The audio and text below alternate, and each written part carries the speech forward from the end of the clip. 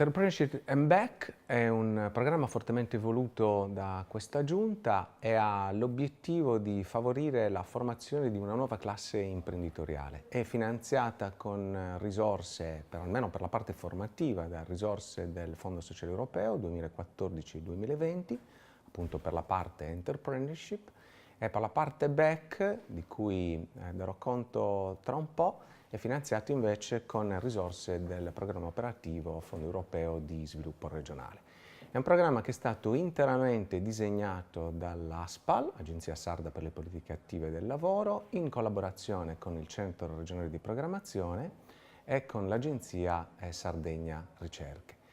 Quindi l'obiettivo è, come dicevo, formare una nuova classe imprenditoriale. Le risorse ammontano a circa 7 milioni di euro per la parte formativa, a cui si aggiungeranno le parti che invece sono destinate a finanziare le attività imprenditoriali una volta che i giovani formati rientreranno in Sardegna. Le fasi sono tre fondamentalmente.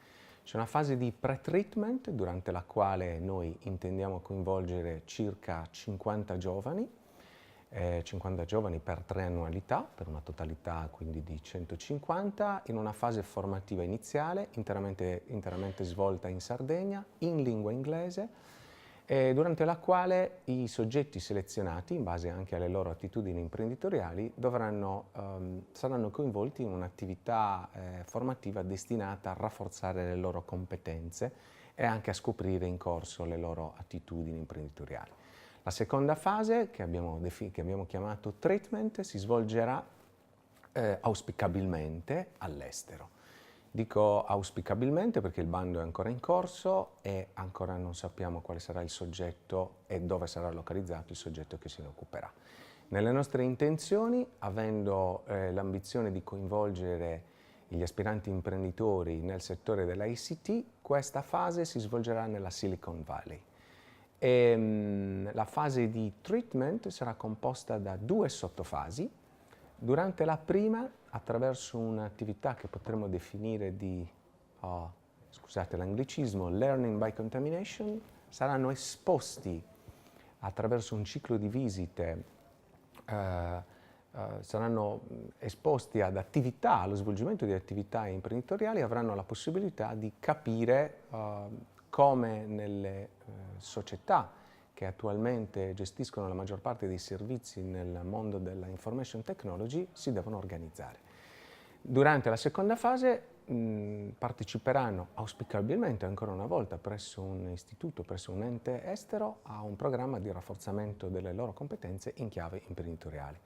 Al rientro, ho appena descritto la fase entrepreneurship, al rientro, che sarà la fase di back, il Centro Regionale di Programmazione assieme a Sardegna Ricerche predisporranno e metteranno a disposizione un programma di finanziamento per le loro start-up.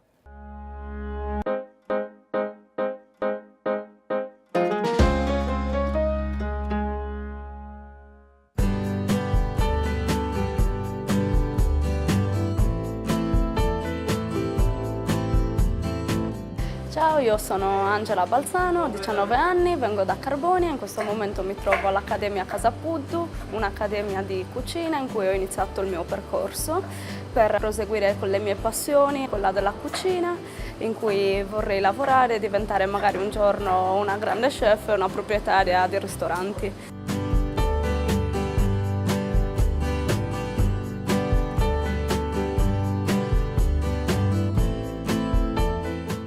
Già quando ero molto piccola ho capito la mia passione, infatti ho intrapreso il percorso di scuola alberghiera, poi grazie a un concorso regionale, un progetto regionale Taste to Taste, sono arrivata qua all'Accademia Casapuddu. Il progetto Taste to Taste consisteva in uno scambio con dei ragazzi americani. Siamo stati prima noi a New York una decina di giorni e qui abbiamo frequentato un istituto culinario. È stato bellissimo poter portare anche i prodotti sardi della Sardegna, prodotti italiani in generale lì in America e far vedere come noi li utilizziamo. È stato anche bello quando i ragazzi poi newyorkesi a loro volta sono venuti qua, hanno potuto vedere la nostra cultura proprio da vicino e noi ci siamo potuti avvicinare alla loro.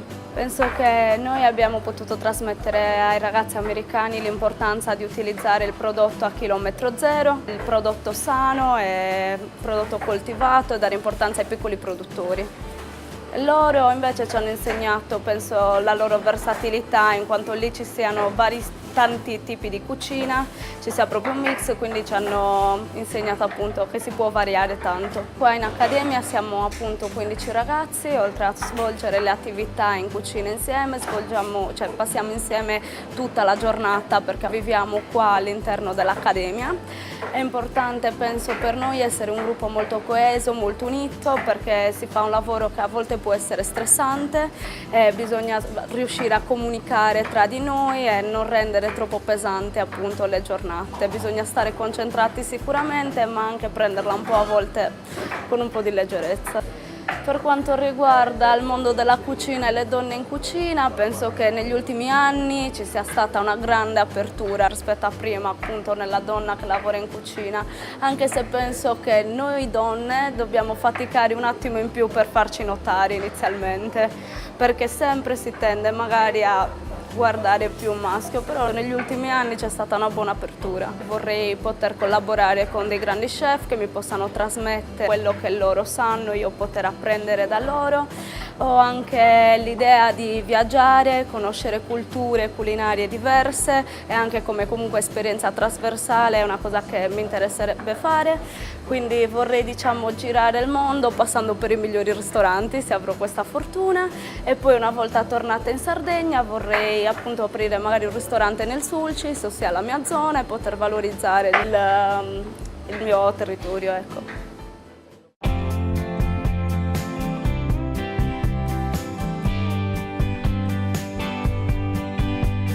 Secondo me uno chef deve avere la qualità di saper comunicare, saper ascoltare anche i bisogni degli altri e avere sicuramente molto polso per non lasciare che si crei anarchia, quindi anche essere un po' decisi. Un consiglio che posso dare ai giovani che vogliono intraprendere questo mestiere è di studiare tanto, di faticare tanto, mettersi a disposizione quasi completamente per questo mestiere, cercare di fare tante esperienze in Italia, fuori dall'Italia, apprendere il più possibile. Ci sono tante ore di lavoro dietro, bisogna studiare tanto, prendere tantissime conoscenze. Quindi in conclusione posso dire che quando facciamo le cose con amore anche le salite sono un po' discese, perché appunto c'è la passione che ci spinge a farle. Quindi ciao a tutti e buon lavoro!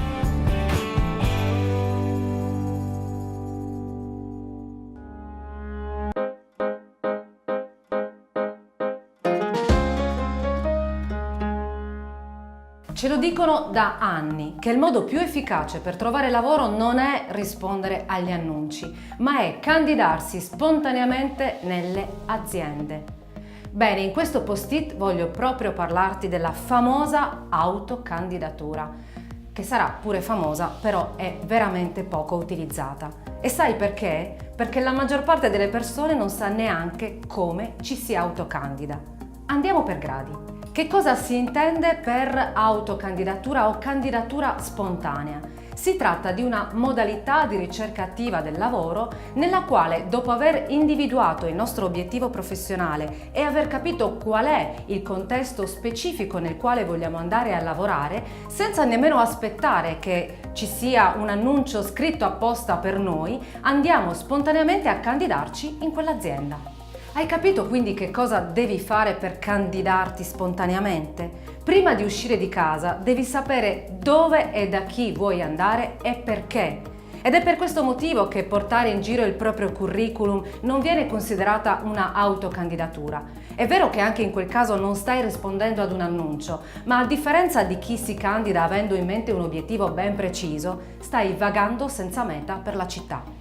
Prima di agire quindi devi avere ben chiaro che cosa vuoi fare e qual è il contesto, sia l'azienda o le aziende, in cui le tue qualità possono essere al meglio valorizzate. Come al solito, se vuoi avere maggiori informazioni su questo argomento, rivolgiti ai servizi del centro per l'impiego più vicino a dove abiti, l'indirizzo lo trovi qui a fianco.